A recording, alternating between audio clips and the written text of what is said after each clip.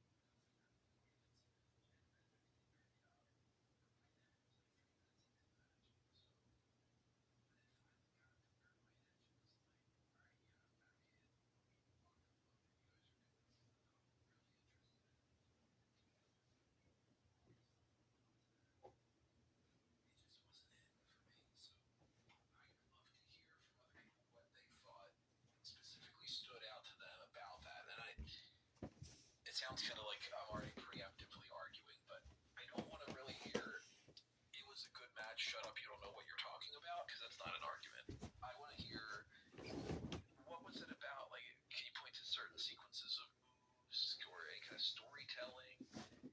If we agree, not only just, us talking, me talking to the listeners, and you guys leaving your comments and all, but as the IWC, You had a frog if we splash and didn't do collectively it. agree that the whole purpose of pro wrestling matches is that it's equal parts the dance act of like the athleticism and the the maneuvers that they perform, and also then the ring psychology and telling some kind of a story in the ring. I didn't see any moves here that made me go, whoa, what a great also didn't see any story. Maybe that's just me. Maybe I missed out on something. I don't know. But I'd love to hear the argument for why this was such a fantastic match. Because to me, this seemed on par with, like, I don't know, the Jimmy and Jey Uso match maybe or something. It was just a series of moves that I can't remember. Pushes a kick out. Up until we got to, like, Listening to the AEW review from tonight, Dynasty pay-per-view. This had one of the best potentials, and I was just very underwhelmed. That didn't set a great tone. And there were better matches throughout the night, for sure, but Comeback win for no reason. Like, man, we're on our fourth match here. I'm not digging this. And then the match that followed, that was a trios match, the House of Black against the Rated R Chicken Balls, I think is what they called themselves. Eddie Kingston, Mark Briscoe, and Adam Copeland. And this was a fine enough match. It was just sort of a match. There's really nothing for me to talk about here. It sounds like I'm copping out, but I like the front flip that Mark Briscoe did. I didn't expect him to be able to pull that off. I thought that was pretty cool. And it ended in a way that I thought made perfect sense. Malachi Black, I'm just going to call him Malachi Black. Malachi Black spit the mist in Adam Copeland's face when Cope was going for a spear. Hits him with the black mass. 1, 2, 3. So he's pinned the champion, and I would assume either maybe a double or nothing if they don't do it ahead of time, but it's a Satanic Gathering. I'd bank more on it happening at double or nothing. That Malachi Black is going to fight Adam Copeland, and maybe he's going to be the next champion. He very well could be. I don't know. Kind of depends on how much he's really enjoying being in AEW right now versus when he might potentially leave, because he's one of the main people that a lot of people are suspecting could leave and go back to WWE. So I thought that they did their jobs well enough, and it was kind of bog standard in a way. Like, it just they had a match, the right outcome happened, and then now going forward, you know who the number one contender should be, and that's not a bad thing either. It's just, I don't know really how much to talk about. It's just like, they did what they should have done, and that's it, I can't say quite the same when it came to the House Rules match for the TDS Championship. Julia Hart going in as champion, dropping the belt to Willow Nightingale. It was pretty quick, and I had said before that I thought that this should be a quick match because if Julia Hart is injured, and then on top of that, it's just really hard to believe that somebody the size of Julia Hart could put up that much of a fight against Willow Nightingale. Just the same as, I don't think like a Rey Mysterio versus Big Show match should be some 20-minute thing.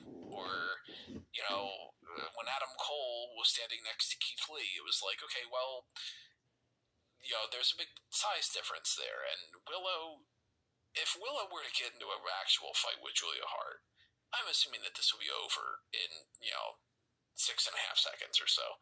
Not saying that the match should have lasted that short, but it wasn't long enough to really get going, and then it was also not short enough to make it feel like they did it for that particular reason, so it just sort of came in and came out.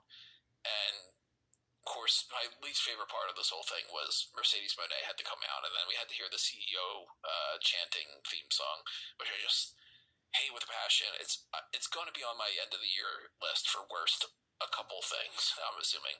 But Willow was embraced by Chris Statlander because she's the champion now. Then we had the whole face-off. Mercedes. This is getting crazy. We're immediately just transitioning over to that shift. Double or Nothing event. Multiple finishers so far. I'm still really torn on what they do with that, because to me it's kind of a no-win situation. If Willow Nightingale loses the title so fast, there's going to be a portion of the audience that just goes, oh crap, you couldn't even give the belt really to Willow? She held it for 3 weeks or something.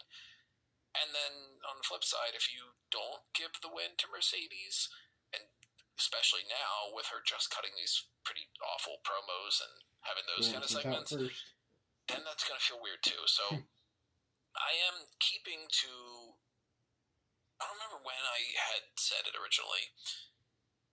Maybe it was just prior to the predictions or something. Maybe it was before that even.